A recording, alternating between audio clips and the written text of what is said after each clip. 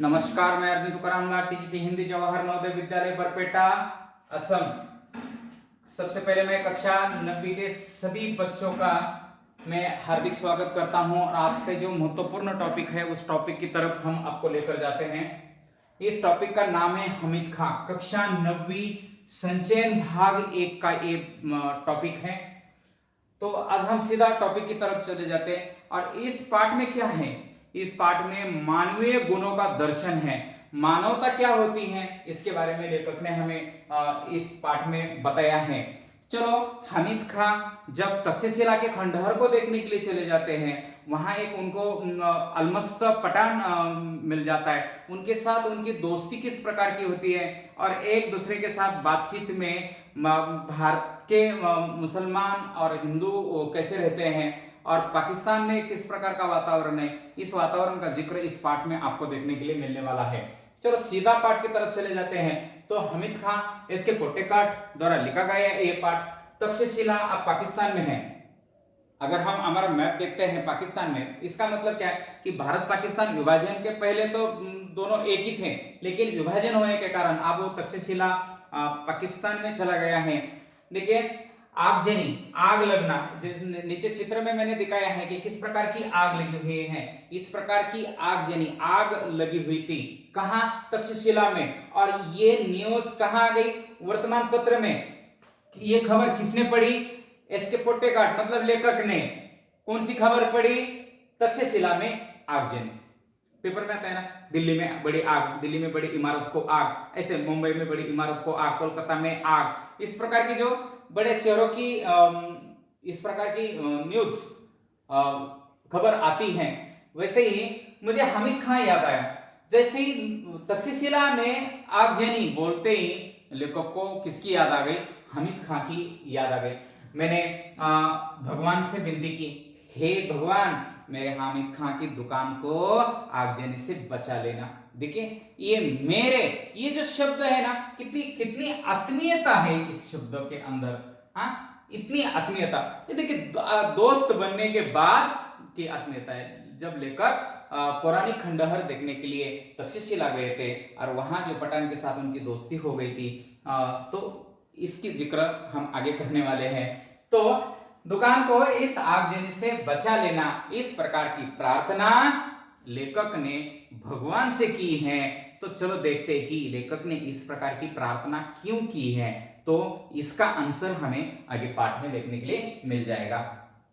तो अभी 2 साल ही बीते हैं, लेखक बोल रहे हैं अभी कि कैसे मैं क्यों ऐसा बोल रहा हूं। तो अब लेखक उसकी कहानी आपके सामने प्रस्तुत करने जा रहे हैं। अभी 2 साल ही बीते जब मैं तक्षशिला के पौराणिक खंडहर देखने गया था। पौराणिक मतलब पुराने, पुरानकालीन। खंडहर मतलब उस पुरानी इमारत के गिरे हुए टुकड़े हो, मलबा हो, बस ये यहाँ देखने के लिए मिलता है। पुराने भग्नावशेष जो टूटे फूटे हैं, ऐसे उसके अवशेष जो रहते हैं उसको खंडहर कहा जाता है। पौराणिक खंडहर देखने गया था। एक और कड़कड़ाती धूप, दूसरी और भूख। एक तरफ से बहुत कड़कड़ाती धूप थी, दूसरी ओर भूख और प्यास के मारे बुरा हाल हो रहा था। रेलवे स्टेशन से करीब पौने मील की दूरी पर बसे एक गांव की ओर में निकल पड़ा। रेलवे स्टेशन की दूरी पर एक गांव बसा हुआ था। इस गांव की ओर मैं जाने लगा। अब प्रश्न आ जाता है कि लेखक गांव की तरफ क्यों जाने लगे। तो लेखक को भूख भी लगी थी, प्यास भी लगी थी, निश्चित कोई होटल ढूंढने के लिए वहां निकल रहे थे। देखिए, हस्तरेखाओं के समान फैली गलियों से भरा तंग बाजार। जिस गांव में वो गए ना, वो गांव कैसा था, इसका वर्णन आपको अगर परीक्षा के लिए आ गया तो आपको लिखना है। हस्तरेखाओं के समान, अपने हाथों के ऊपर की जो रेखाएं होती हैं किस प्रकार आड़ी टेढ़ी तिरछी होती हैं, कोई सिस्टमेटिक रेखाएं होती है। ये देखिए, कुछ इधर दिख रही है, कुछ इस साइड में दिख रही है। तो ऐसे ही तंग बाजार, जहां भीड़ ही भीड़ थी, जहां कहीं नजर पड़ी धुआं, मच्छर, गंदगी से भरी जगह दिखी। जहां भी नजर पड़ी वहां क्या क्या लेखक को दिखा? एक तो धुआं दिखा, मच्छर दिखे, गंदगी दिखी और कहीं कहीं तो सड़े हुए चमड़े की बदबू ने लेखक का स्वागत किया।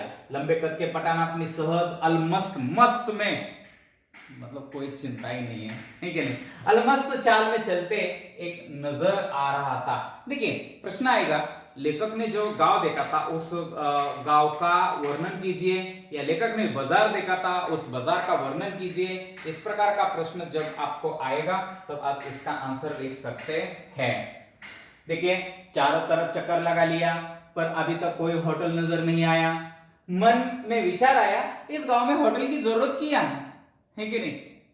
मन में विचार आया कि इस गांव में होटल की जरूरत ही क्या है, क्योंकि चारों तरफ धुआं ये सारा गंदगी पहले कौन आएगा इधर, ऐसा भी एक लेखक को विचार आया। इस गांव में होटल की जरूरत ही क्या होगी। देखिए अचानक एक दुकान नजर आई जहां चपातियां सेकी जा रही थी। एक दुकान नजर आई और वहां चपातियां, महाराष्ट्र में ये चपाती का चलन ज्यादा है, मतलब दक्षिण भारत में चपाती जिसको हम उत्तर भारत में परोठा बोलते हैं, है कि नहीं।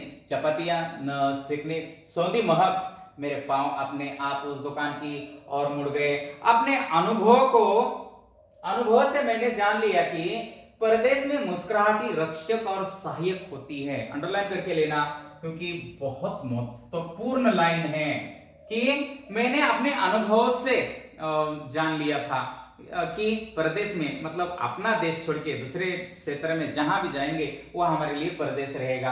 परदेश में मुस्कुराहट ही रक्षक और सहायक सिद्ध होती हैं। हमारी देखिए हम किसी को धमका कर या किसी को जबरदस्ती कुछ हासिल नहीं कर पाएंगे, या किसी को हम गुस्से में देखने से प्राप्त कर पाएंगे क्या, किसी को हम धमकाने से हम प्राप्त कर पाएंगे क्या, नहीं है। या कुछ किसी को जबरदस्ती मांगने से हम प्राप्ति कर पाएंगे क्या, बिल्कुल नहीं है। आपको जो कुछ भी मांगना है वो प्रेम से मांगना पड़ेगा, प्यार से मांगना पड़ेगा। आपको क्या बोलते हैं उसको, झुककर ही मांगना पड़ेगा, नम्र होना पड़ेगा। नम्रता ये गुण आपके पास होना चाहिए।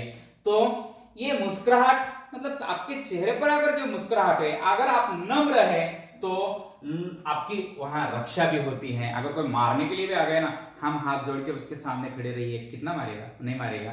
हाँ, ये एक रहता है कि बदल हो जाता है और हमें सहायता भी मिल जाती है, हमें मदद भी मिल जाती है। इसीलिए लेखक ने कहा है कि परदेश में मुस्कुराहट ही रक्षक और सहायक होती है। सो मुस्कुराते हुए मैं दुकान के अंदर घुस गया। मैं हंसते हंसते दुकान के अंदर घुस गया। देखिए